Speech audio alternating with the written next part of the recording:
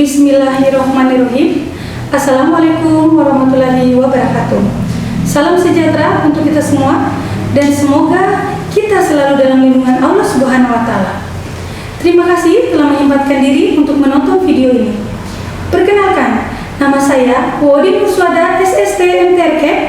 Saya dosen tetap Yayasan Haji Abdurrahman Buton pada program studi D3 Kebidanan di Sekolah Tinggi Ilmu Kesehatan STIKES YST Buton dengan nomor induk dosen nasional atau NIDN 0923019202. Dengan penuh rasa tanggung jawab dan komitmen terhadap pengembangan pendidikan tinggi di Indonesia, izinkan saya menyampaikan pernyataan diri dosen atau PDD dalam rangka unjuk kerja Tridharma Perguruan Tinggi atau UKTPT pada bidang pengajaran. Video ini dibuat sebagai salah satu persyaratan sertifikasi dosen gelombang 1 yang diselenggarakan oleh Kementerian Pendidikan Tinggi, Sains dan Teknologi atau Kemendikti Saintek tahun 2025. Pada kesempatan ini, saya akan menjelaskan dan menguraikan mengenai metode pembelajaran saya terhadap mata kuliah yang saat ini saya ampu. Pada pemaparan mata kuliah ini, saya menggunakan prinsip DIA atau Delivery, Interaction, dan Assessment. Pada bagian delivery, saya akan menjelaskan deskripsi mata kuliah, capaian pembelajaran, dan materi pembelajaran micro teaching pada pertemuan ketiga. Pada bagian interaction, saya akan menjelaskan tentang model dan metode pembelajaran yang saya gunakan dan juga bagaimana proses interaksi belajar di dalam kelas antara dosen dengan mahasiswa dan antara mahasiswa dengan mahasiswa. Pada bagian assessment, saya akan menjelaskan terkait sistem penilaian pada mata kuliah yang sudah disepakati saat awal perkuliahan yang telah termuat di dalam RPS. Deskripsi mata kuliah. Mata kuliah kebidanan komunitas adalah mata kuliah wajib pada program studi D3 Kebidanan. Mata kuliah ini terdapat pada semester genap, tepatnya pada semester 4, yang memiliki bobot 4 SKS dengan penjabaran 2 SKS teori dan 2 SKS praktik dengan kode mata kuliah BD 02418. Pertemuan dilaksanakan selama 16 kali pertemuan tatap muka. 2 diantaranya adalah evaluasi ujian tengah semester atau UTS dan ujian akhir semester atau UAS. Setiap pertemuan dengan durasi waktu 1 kali 100 menit. Mata kuliah ini bertujuan untuk membekali mahasiswa dengan pengetahuan, keterampilan, dan sikap yang dibutuhkan untuk memberikan asuhan kebidanan yang komprehensif di tingkat komunitas. Setelah menyelesaikan mata kuliah ini, mahasiswa diharapkan mampu menguasai, memahami, serta melaksanakan tugas dan tanggung jawab bidan di komunitas. Materi pembelajaran pada pertemuan ketiga yaitu: pertama, mahasiswa mampu memahami tugas utama bidan di komunitas. Kedua, mahasiswa mampu memahami tugas tambahan bidan di komunitas. Dan yang ketiga, mahasiswa mampu memahami tanggung jawab bidan di komunitas. Materi pembelajaran yang termuat di dalam RPS yaitu: mahasiswa mampu menjelaskan konsep kebidanan komunitas. Kedua, mahasiswa mampu memahami tugas dan tanggung jawab bidan di komunitas. Yang ketiga, mahasiswa mampu memahami konsep promosi kesehatan ibu dan anak di masyarakat. Yang keempat, mahasiswa mampu memahami konsep pelayanan kesehatan ibu dan anak di masyarakat. Yang kelima, mahasiswa mampu memahami program kesehatan yang terkait dalam meningkatkan status pelayanan kesehatan ibu dan anak. Yang keenam, mahasiswa mampu memahami asuhan kebidanan keluarga dan komunitas. Dan yang ketujuh, mahasiswa mampu memahami Pendokumentasian manajemen asuhan kebidanan komunitas.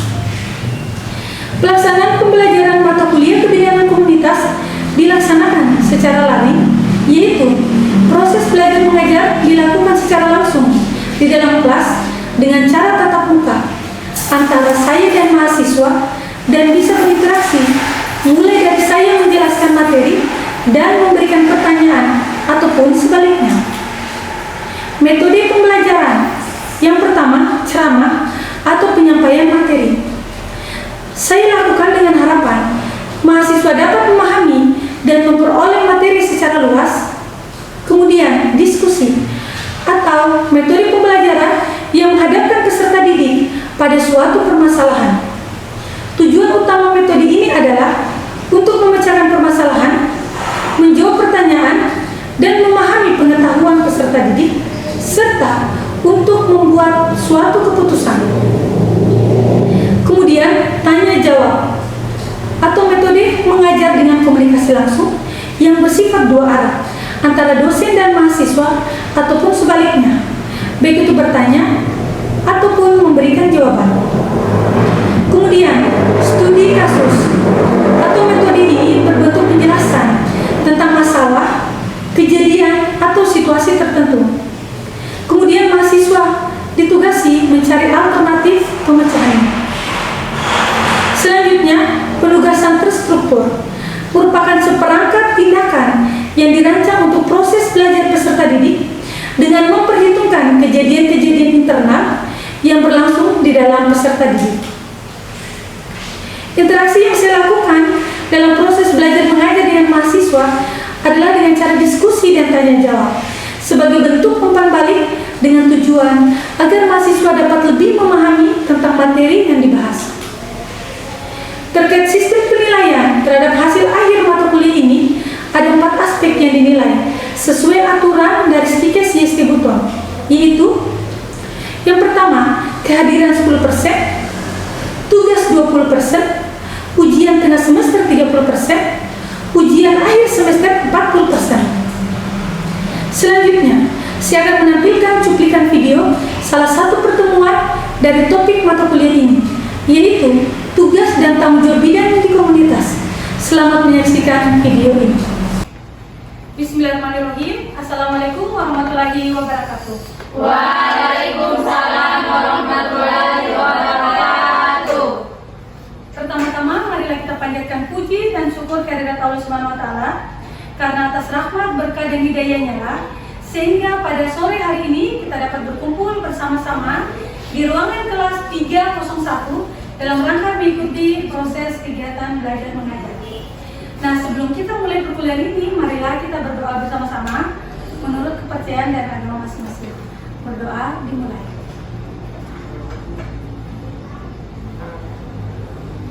Berdoa. Bagaimana kabarnya adik-adik? Baik, Ibu. Masih siap menerima materi? Masih. Siap. Alhamdulillah. Oke, di sini kita masuk ke pertemuan yang ketiga ya adik-adik ya. Ibu.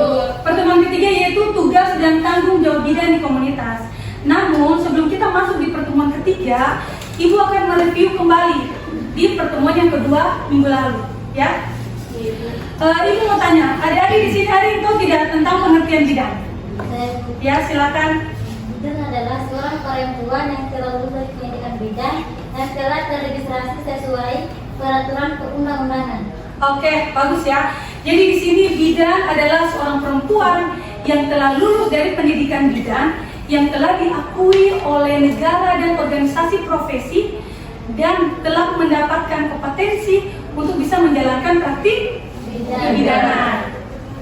Kemudian ada yang tahu tidak di sini pengertian kebidanan komunitas? Ya, silakan. Kebidanan komunitas adalah pelayanan kebidanan yang diberikan kepada suatu individu, keluarga, ataupun masyarakat yang menempati suatu wilayah tertentu. Oke, bagus ya. Jadi di sini kebidanan komunitas adalah suatu pelayanan kebidanan yang diberikan kepada individu, keluarga maupun kelompok masyarakat dengan tujuan untuk meningkatkan kesehatan ibu dan anak serta memberikan pelayanan secara komprehensif dalam siklus kehidupan. Dalam hal ini terkait kehamilan, persalinan, nifas,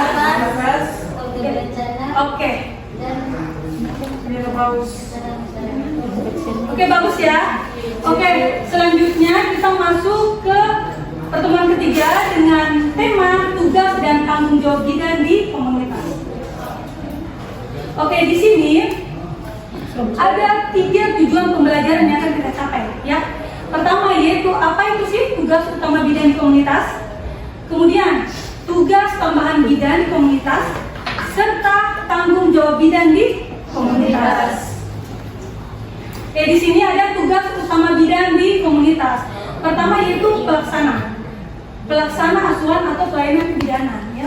Di sini bidan tugasnya adalah memberi pelayanan kebidanan kepada masyarakat, baik itu individu, keluarga, ataupun kelompok masyarakat dalam ruang lingkup yang besar. Itu tugas kita sebagai seorang bidan, ya, yang terkait dengan kebidanan.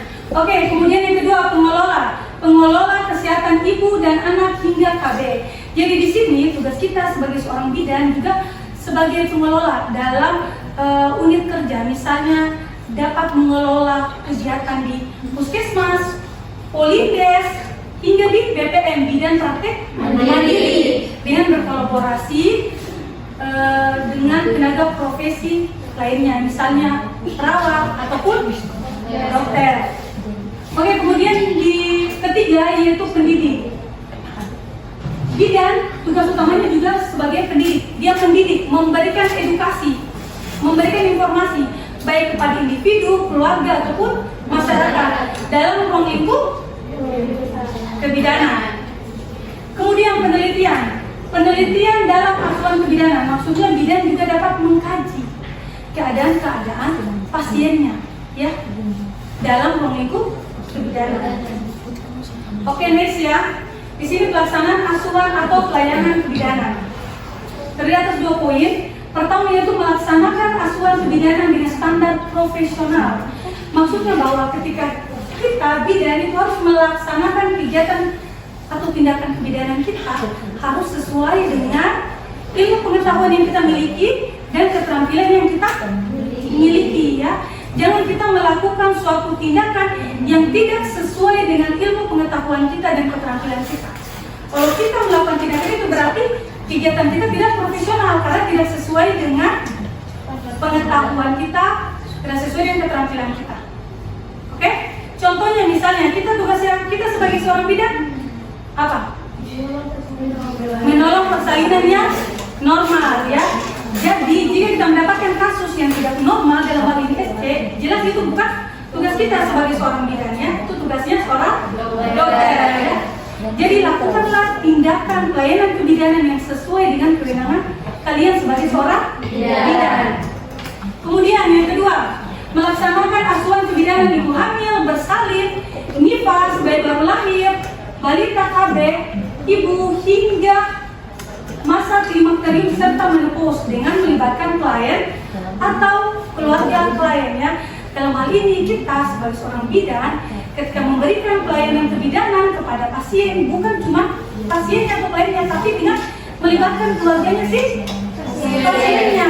Dalam hal apa? Dalam hal pemberian perawatan, misalnya memberikan informasi, edukasi terkait keadaan si pasien, kemudian memberikan perawatan dalam kegiatan seperti apa, hingga mengambil keputusan. Contohnya dalam ruang lingkup kebidanan, misalnya ya, ingin menggunakan alat kontrasepsi. Jadi tugas kita sebagai seorang bidan adalah memberikan informasi terkait jenis-jenis metode kontrasepsi apa, keuntungannya apa, manfaatnya apa, dan selanjutnya yang mengambil keputusan itu adalah klien dan keluarga klien. Mereka ingin mengambil jenis metode kontrasepsi apa itu tergantung dari mereka, bukan hak kita sebagai seorang bidan. Kita hanya memberikan informasi terkait apa yang diinginkan oleh klien kita. Paham sampai sini adik-adik?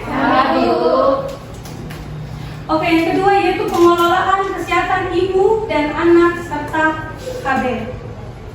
Di sini berpartisipasi dalam tim untuk melaksanakan program kesehatan dengan sektor lain di wilayah kerjanya, ya.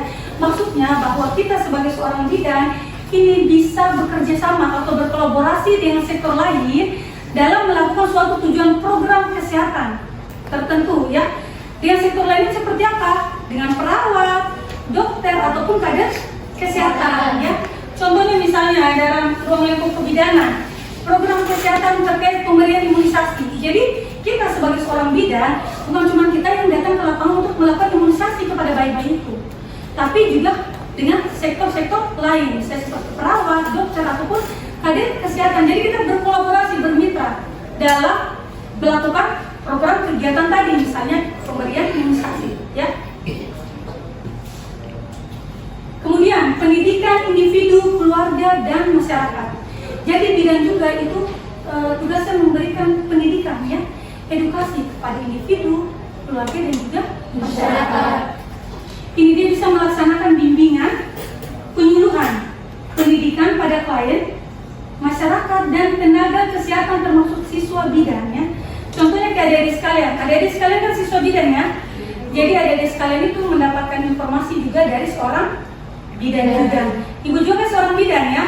Nah, jadi kalian juga mendapatkan informasi berupa pendidikan ya terkait kebidanan ya.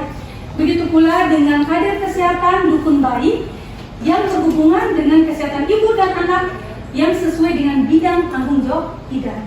Jadi kita sebagai seorang bidan dapat memberikan pendidikan ya tadi kepada siswa bidan, kepada kader kesehatan dukun bayi, namun sesuai dengan ranah kita ya terkait kebidanan. Jangan berikan materi untuk pendidikan di luar dari kebidanan. Ya.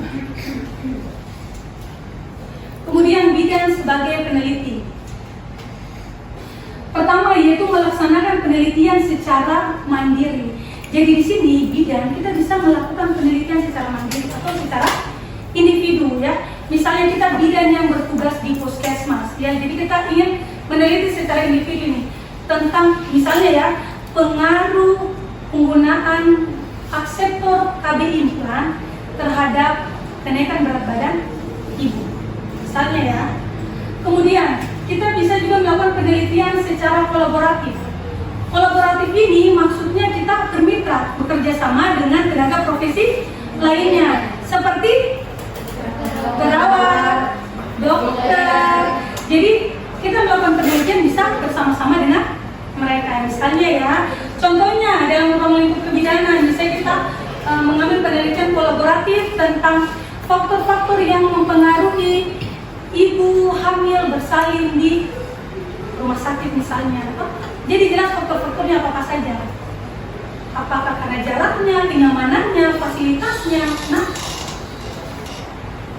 kemudian yang kedua, menyusun rencana dan tindakan sesuai dengan permasalahan yang ditemui serta mampu melaksanakan evaluasi atas tindakan yang dilakukannya. Jadi kita sebagai seorang bidan itu harus menyusun rencana ketika kita melihat klien kita datang kepada kita ya. Contohnya pada saat ibu dulu kerja di puskesmas ya, pada saat itu ada ibu hamil yang apa itu ya. Jadi ibu hamil yang kekurangan gizi ya. Ini nyata ya, ibu hamil itu kekurangan gizi.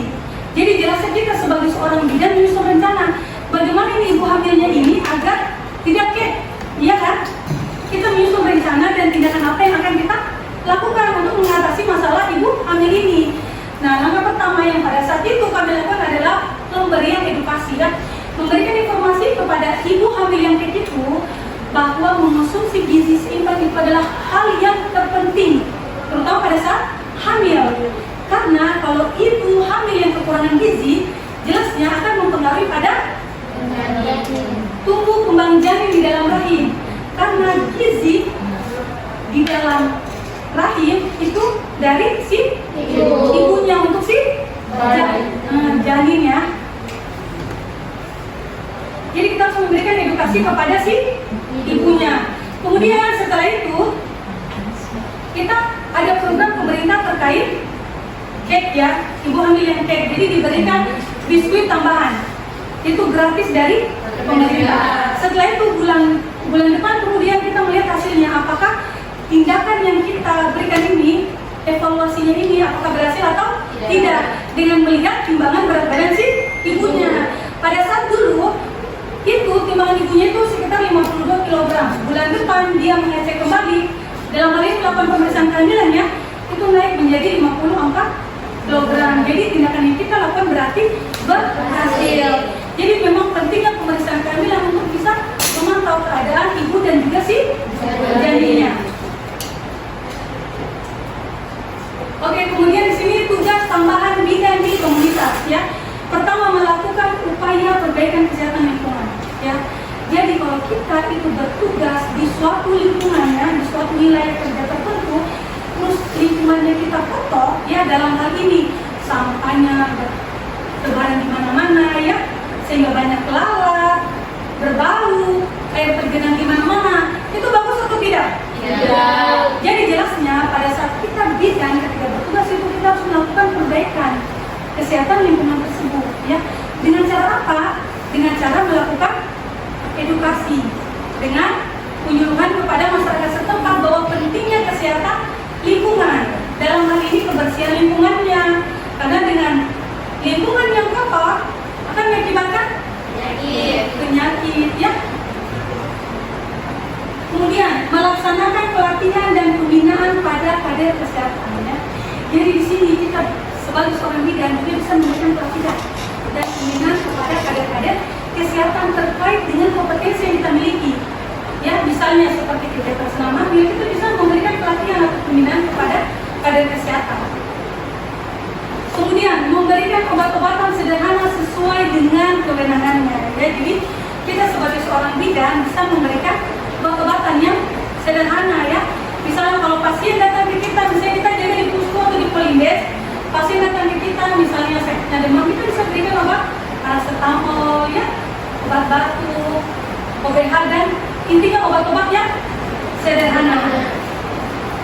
Kemudian yang terakhir, menggunakan teknologi kebidanan tepat guna ya. Jadi dengan adanya alat teknologi yang sudah cukup canggih ya, kebidanan juga memiliki teknologi demikian ya. Contohnya seperti apa Adik? USB ya. Kemudian lenek yang zaman dulu kalian tahu lenek yang kayu-kayu. Sekarang kita bisa menggunakan DJJ, menggunakan Doppler untuk DJJ normal berapa? 160. Oke, kemudian tanggung jawab bidan di komunitas. Ini ada 3 poinnya. Pertama, menjaga pengetahuan tetap up to date, berusaha secara terus-menerus mengembangkan pengetahuan, keterampilan, dan kemahiran. Jadi kita sebagai seorang bidan, itu pengetahuan kita harus tetap up to date ya. Ini jelas ya, up to date ini kita harus mengikuti perkembangan pengetahuan yang dulu dan yang sekarang, karena kita langsung memberikan pelayanan kebidanan kepada klien kita. Jadi memang harus selalu kita memantau perkembangan itu. Contohnya misalnya zaman dulu tali pusat pada saat bayi baru lahir itu harus menggunakan alkohol, betadine, dan kemudian dibungkus dengan menggunakan kasar. Namun dengan beberapa penelitian terbaru bahwa saat ini pada saat bayi baru lahir tidak diberikan kasar, betadine ataupun alkohol. Hal itu disebabkan karena akan membuat lama pengeringan tali pusat ya. Sehingga saat sekarang tidak digunakan lagi kasar, betadine atau alkohol. Kemudian mengenali batas-batas pengetahuan, keterampilan pribadi, dan tidak berupaya untuk bekerja melampaui wewenangnya dalam memberikan pelayanan klinik. Ini jelas ya adik-adik ya. Kita harus memberikan tindakan kita sesuai dengan kewenangan kita, jangan memberikan yang bukan sesuai kewenangan kita ya. Contohnya misalnya anak remaja usia 15 tahun datang ke kita ingin menggugurkan kandungannya. Keadaan anak itu dalam keadaan yang sehat. Apa tindakan yang akan kalian lakukan? Melakukan tindakan itu atau tidak? Tidak. Ya, karena itu bukan wewenang kita sebagai seorang tidak. Oke, yang terakhir, berkomunikasi dan bekerja sama dengan pekerja kesehatan profesional lainnya, perawat, dokter, dan lain-lain dengan rasa hormat dan bermartabat ya.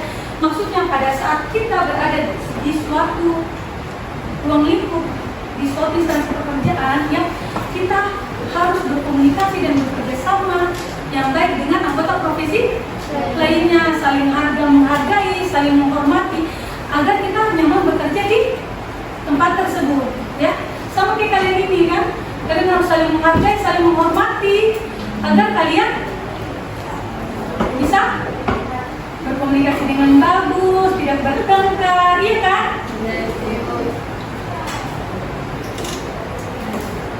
Oke ya, cukup sekian. Apakah ada pertanyaan dari adik-adik? Saya Ibu. Ya, silakan adik. Ibu, apa saja syarat-syarat pelatihan dan pembinaan pada kader kesehatan? Oke, bagus ya. Ini ya, syarat-syarat bidang untuk melaksanakan pelatihan dan pembinaan pada kader kesehatan itu apa sih syarat-syaratnya ya? Ya, pertama yaitu kita sebagai seorang bidan harus memiliki STR, surat tanda registrasi bidan. Yang kemudian SIP, surat izin bidan yang masih berlaku. Kemudian kita harus memiliki kompetensi, pengetahuan, keterampilan terkait kegiatan yang akan kita berikan pelatihan atau pembinaan tersebut. Dengan apa? Dengan kita sudah mengikuti kegiatan workshop atau pelatihan yang ditandai dengan kita memiliki sertifikat itu. Contohnya misalnya ingin melakukan pelatihan senam hamil, ada juga pelatihan senam hamil bisa bidan mengikutinya ya. Ada pelatihannya, sehingga kalau kita sudah mengikuti pelatihan itu kita akan diberikan sertifikat itu. Baby spa, mom spa, bidan banyak ya. Hipnobirthing, hipnoterapi itu untuk bisa menghipnotis pada saat persalinan agar tidak terlalu merasa nyeri. Jadi kita bisa memberikan pelatihan dan pembinaan pada kader kalau kita sudah memiliki kompetensi terkait hal yang akan kita memberikan pelatihan dan pembinaan itu. Kamu sampai sini aja deh? Oke, cukup sekian dari Ibu. Dari kata Ibu ucapkan wabillahi taufiq wal hidayah. Wassalamualaikum warahmatullahi wabarakatuh.